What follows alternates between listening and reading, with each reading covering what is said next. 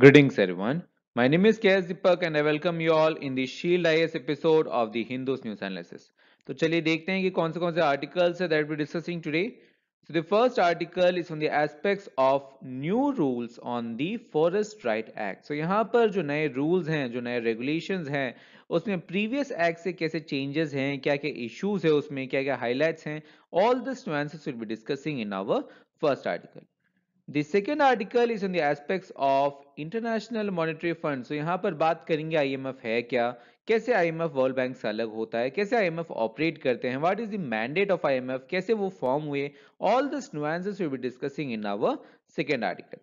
The third article is an economic topic, purely economics topic that is on a term known as systematically important banks.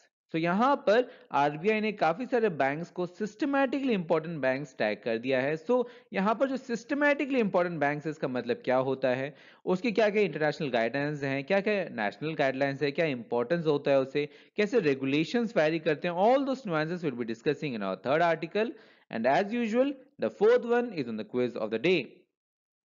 So let's start with the first one, that is on the aspects of issues when it comes to the new rules on the Forest Right Act. So let's start with the basics, and the first question that you need to answer here is what are the forest conservation rules? Forest conservation rules है क्या? So basically ये जो forest conservation rules हैं that is an outcome of an act known as Forest Conservation Act of the year 1982. और ये जो act है, it act provides for the conservation of the forest. तो यहाँ पर क्या है, यहाँ पर इट इज क्लियरली मेंशन कि जो स्टेट गवर्नमेंट्स हैं, स्टेट गवर्नमेंट्स कोई भी ऑर्डर पास नहीं कर सकते regarding the usage of forest area except with the prior approval of the central government. किस किस केसेस में, अगर उन्हें टैग हटाना है रिजर्व फॉरेस्ट का, या उन्हें यूसेज के कोई परमिट चाहिए for the non forest purposes, या उन्हें लैंड के कोई एस्पेक्ट्स को चेंज करना है, सो किसी भी चीज में वो डायरेक्टली कोई भी एक्शंस नहीं ले सकते. They need to take prior approval from the central government. So यहाँ पर जो बॉल है, यहाँ पर जो प्रेफरेंस है, that is given in the hands of central government. Same time जो सेक्शन 3 है इस एक्ट का, सेक्शन 3 में ये लिखा गया है clearly that is central government has the power to constitute an advisory committee जो कि रिकमेंड करेंगे ऑन द अप्रूवल और any other matter. That means यहां पर जो सेंट्रल गवर्नमेंट स्टेट गवर्नमेंट को ये अप्रूवल दे रही है, this approval is not directly in the hands of central government. इसके लिए सेंट्रल गवर्नमेंट एक एडवाइजरी कमेटी बनाएगी और एडवाइजरी कमेटी के रिकमेंडेशन के बेसिस पर ही सेंट्रल गवर्नमेंट स्टेट गवर्नमेंट्स को अप्रूवल देगी. That is the basic aspect. और इसके सेक्शन 4 में जो पावर है to make any use of this provisions of the act, और पावर्स हैं ताकि इन एक्ट के जितने भी प्रोविजंस उसे हम लोग मेटेरियलाइज कर पाए, उस पावर को दे दिया गया है इन the hands of the government. और इस पावर के बेसिस पर ही गवर्नमेंट ऑफ इंडिया ने ओवर द इयर्स काफी सारे डिफरेंट रूल्स बनाए, काफी सारे डिफरेंट एस्पेक्ट्स को अमेंड किया. For example the forest conservation rule 1982, the Forest Conservation Rule 2003, Forest Conservation Rule 2006, and recently the Forest Conservation Rule 2022 has been launched. So यहाँ पर देखते हैं क्या क्या प्रोविजंस है इस एक्ट के. The first provision is the formation of committees. तो यहाँ पर ये कहते हैं we need to constitute an advisory committee जो कि एक रीजनल पावर्ड कमिटी होगा जो कि क्या करेगा, जो कि डिफरेंट डिफरेंट जो भी प्रपोजल्स हैं जो कि स्टेट गवर्नमेंट प्रोवाइड कर रहे हैं या डिफरेंट डिफरेंट कॉर्पोरेशंस प्रोवाइड कर रहे हैं, उन अप्रूवल्स, उन प्रपोजल्स को देखेंगे और उन प्रपोजल्स को स्टडी करके अप्रूवल्स वो प्रोवाइड करेंगे. Second is the advisory committee. So यहां पर क्या करेंगे वो, यहां पर जो एडवाइजरी कमिटी है, एडवाइजरी कमिटी पर्टिकुलरली एडवाइज करेंगे, रिकमेंड करेंगे और जैसे मैंने कहा कि प्रपोजल्स को अप्रूव भी करेंगे. Then there is the project screening committee.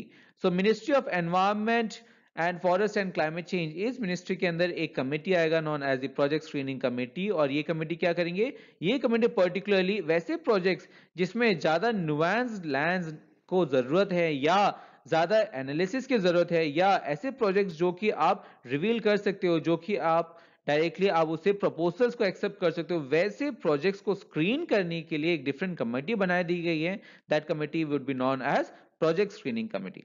इसके अलावा there would be an regional empowered committee जो कि जितने भी प्रोजेक्ट्स हैं, फॉर एग्जांपल रोडवेज हैं, हाईवेज है, जो कि लीनियर प्रोजेक्ट्स कहते हैं टेक्निकल लैंग्वेज में, सो जितने भी ऐसे प्रोजेक्ट्स हैं उसमें क्लियरेंस के लिए, उसमें फॉरेस्ट कैनोपी को हटाना है तो कैसे हटाओगे आप, कितना हटाओगे, कब आप रिफॉरेस्टेशन करोगे, कंपनसेशन आप कैसे दोगे, कैसे रीएफोरेस्टेशन करोगे। सो ऑल दिस नुआंसेस के लिए एक एम्पावर्ड कमिटी बना दिया जाएगा known as the regional empowered committee. और जैसे मैंने कहा कि अगर आप पेड़ काटते हो तो आपको डिफोरेस्टेशन के अगेंस्ट उसे बैलेंस करने के लिए कंपनसेशन देना होगा, और कंपनसेशन आप क्या दोगे, वहां पर आप एफोरेस्टेशन करोगे। सो ये जो कंपनसेशनरी एफोरेस्टेशन है उसके लिए भी जो नुआंसेस हैं that would be given to the regional empowered committee and all other committees. So all this nuances has been mentioned in the forest conservation rules 2022. अब यहां पर सवाल ये है कि अगर ये सब चीजें तो सही हैं, बट इसके बावजूद भी क्या है criticism, what is the contention, क्या है debate behind this today's article. So यहां पर डिबेट ये है कि ये जो यूनियन गवर्नमेंट ने जो रूल शिफ्ट किए हैं, जो चेंजेस किए हैं, उसमें एक चीज है जो कि उन्होंने पर्टिकुलरली ट्वीक किया है, जो कि इस क्रिटिसाइजिज्म का या इस कंटेंशन का सोर्स है। दैट इज कि इसमें उन्होंने शिफ्ट कर दिया है the union governments responsibility of taking consent of Adivasis before the approval of a project on the state government.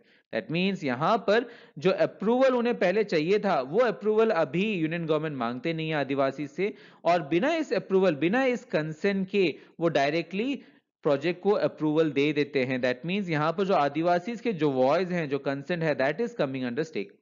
इसके साथ साथ जनरली क्या होता था कि जो यूनियन गवर्नमेंट है, यूनियन गवर्नमेंट को पहले वेरीफाई करना होता है कि जो कंसेंट है of the forest dollars, that means जो आदिवासीज हैं जो कि फॉरेस्ट में रहते हैं, उनका कंसेंट जो है वो सही है कि नहीं, उन्हें आवाज दिया गया था कि नहीं, उन्हें रिकॉग्निशन दिया गया है कि नहीं, उन्हें कंपेंसेटरी एस्पेक्ट्स जो है दिया गया है कि नहीं, देन ओनली वो प्रोजेक्ट को, अगर प्राइवेट हो या गवर्नमेंट और डजेंट मैटर, जो भी प्रोजेक्ट्स हैं उसे वो अप्रूव करते थे।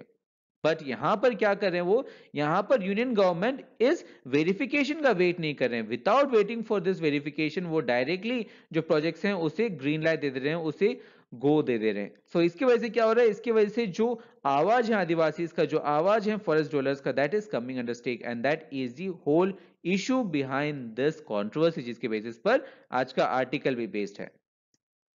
With that, now let's move to our next article that is on the aspects of International Monetary Fund. अब यहां पर जो IMF है, IMF is a very important organization when it comes to Indian economy and UPSC के लिए काफी important है, और इसीलिए इसके बेसिक nuances को समझते हैं।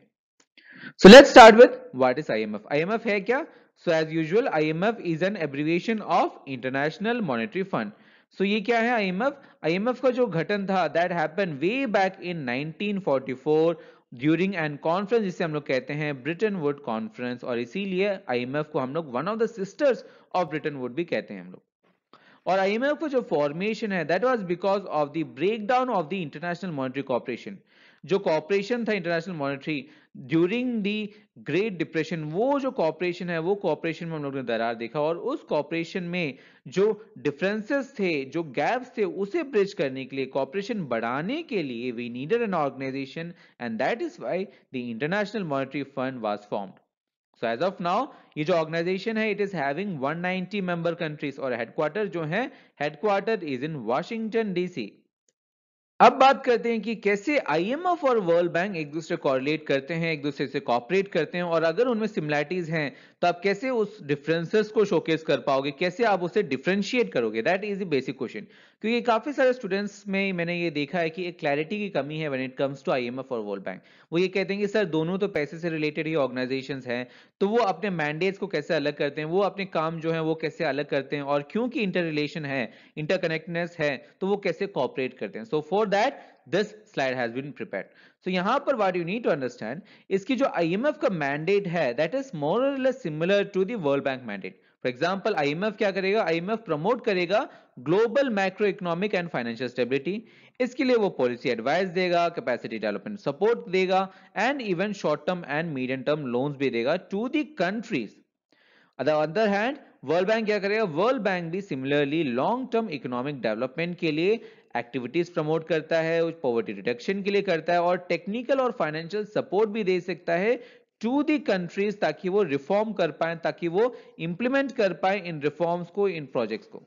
सो मैंडेट में आप देख रहे हो कि मैंडेट जो है मोर और लेस सिमिलर है, but the only nuance is कि आईएमएफ जो है वो कंट्रीज को पर्टिकुलरली देते हैं, और वर्ल्ड बैंक कंट्रीज के साथ साथ कंपनीज को भी लोन्स दे सकते हैं। That is the small nuance that you need to understand here. But क्योंकि जैसे आपने देखा कि दोनों के जो मैंडेट है, मैंडेट इज मोर और लेस इंटरकनेक्टेड, इवन दो उसमें कुछ कुछ बारीकियां हैं, बट इज मोर और लेस इंटरकनेक्टेड। और इस इंटरकनेक्टेडनेस के कारण आईएमएफ और वर्ल्ड बैंक को कहीं ना कहीं कॉपरेट करना पड़ता है एट डिफरेंट लेवल्स। तो देखते हैं कि कैसे आईएमएफ और वर्ल्ड बैंक कॉपरेट करते हैं। सो आईएमएफ और वर्ल्ड बैंक जो है वो हर एक लेवल में कंसल्ट करते हैं, हर एक लेवल में वो कोलैबोरेशंस करते हैं। For example high level coordinations होते हैं उनमें, जहां पर वो एनुअल मीटिंग्स करवाते हैं आईएमएफ और वर्ल्ड बैंक के। देन मैनेजमेंट लेवल पे भी कंसल्टेशंस होते हैं, ताकि जो डे टू डे एक्टिविटीज हैं, जो डेप्यूटी मैनेजिंग डायरेक्टर्स आईएमएफ के वर्ल्ड बैंक के, उनके बीच में भी कोऑर्डिनेशन होता है, ताकि वो डे टू डे एक्टिविटीज को और जो आपके जो शेयर्ड गोल्स हैं उसे वो टुगेदर एक कोऑर्डिनेटेड एफर्ट लाके वो प्रॉस्पर कर पाए, उसे मेटलाइज कर पाए। एट द सेम टाइम जो स्टाफ हैं, स्टाफ भी कोऑर्डिनेट करते हैं और कोलैबोरेट करते हैं, ताकि इनकी जो एम है, जो कॉमन एम है, उसे वो फुलफिल कर सके। सो इवन दो इनके मैंडेट्स में अलग हैं, इनके मैंडेट्स में कुछ ना कुछ फर्क है, इवन आफ्टर दैट ये एक टुगेदर एक बॉडी के तौर पर वो कोलैबोरेट करते हैं, कोऑर्डिनेट करते हैं, ताकि मैक्रो इकोनॉमिक स्टेबिलिटी जो है या long term financial and economic stability जो है वर्ल्ड में, वो मेटलाइज कर पाए। अब देखते हैं कि कैसे कैसे वो आईएमएफ किस किस चीजों में कोलैबोरेट करते हैं। The first feature is assessing the financial stability, क्योंकि दोनों एस्पेक्ट्स जो हैं, आपके आईएमएफ हो या वर्ल्ड बैंक हो, वो दोनों चाहते हैं कि वो इकोनॉमिक स्टेबिलिटी कहीं ना कहीं उसे मेंटेन करे, उसे एनहांस करें। तो इसके लिए एसेस करना भी जरूरी है फाइनेंशियल स्टेबिलिटी, और इसलिए इस चीज के लिए दोनों IMF and World bank collaborate करते हैं। देन रिड्यूसिंग डेब्ट बर्डननेस के लिए भी वो कोलैबोरेट करते हैं। आपकी क्लाइमेट चेंज को फंड करने के लिए या क्लाइमेट चेंज को कम करने के लिए भी वो कहीं ना कहीं कॉपरेट करते हैं। And the most important feature is implementation of the sustainable development goals, जो आपके 17 गोल्स हैं, एसडीजी जिसे कहते हैं, that is of the year 2030 development agenda.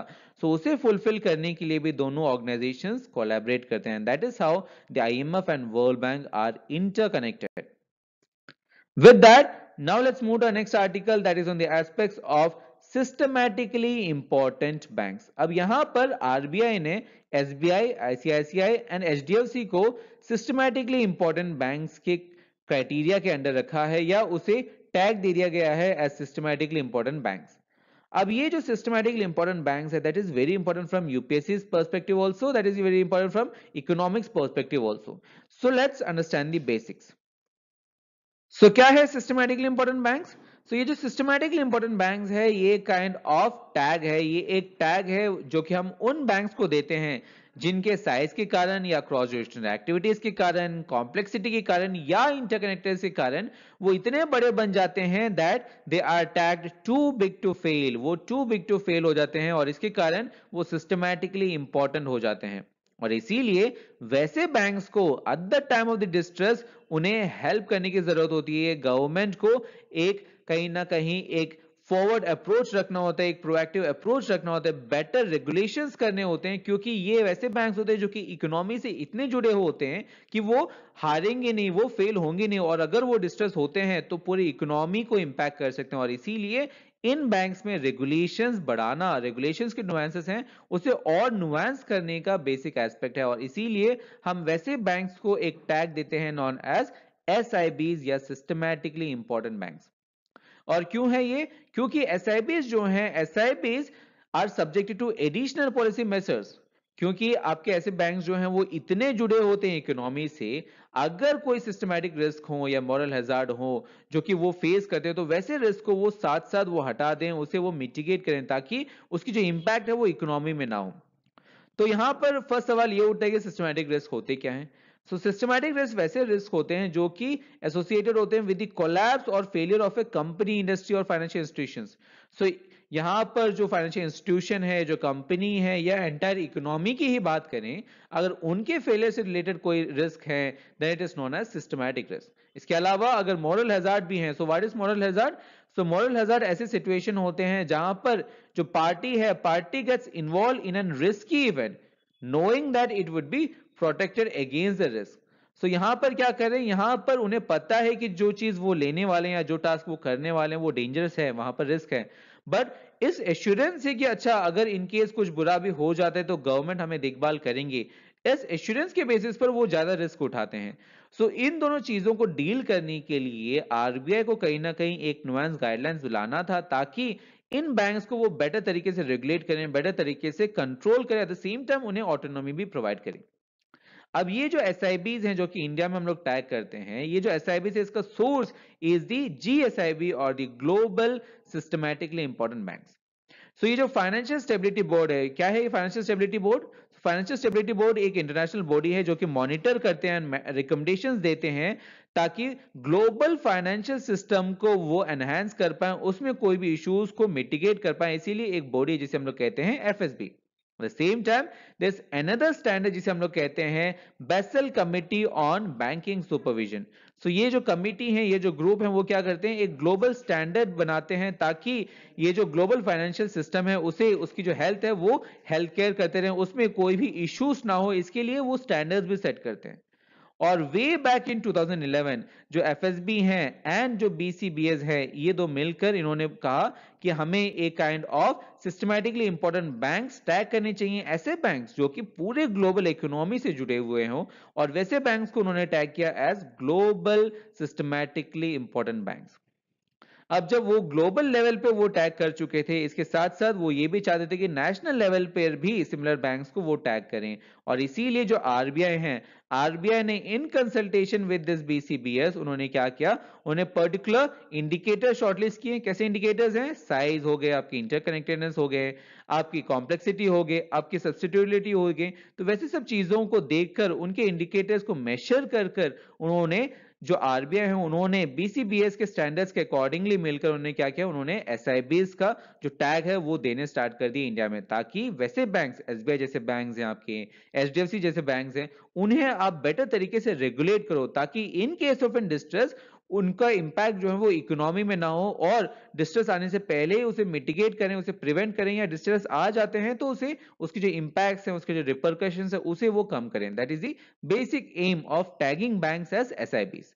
With that clarity, now let's move to our next article. That is on the quiz of the day. So the first question is regarding the aspects of banking sector in India. The second question is on an scheme known as the Focusing Resources on Effective School Health Fresh. अब ये जो initiative है, this is very important initiative, is a very important framework, and both this questions are based on current affairs only. So इन questions को attempt करें, और इन questions के सॉल्यूशंस हैं that would be provided to in the form of PDF, जिसका जो link है वो आपको वीडियो के डिस्क्रिप्शन में मिल जाएगा, एज वेल एज जो पीपीटी है जिसके ऊपर एनालिसिस किया, that also in the form of PDF, you get a link in the video description only. So stay tuned for more content. Thank you, see you tomorrow.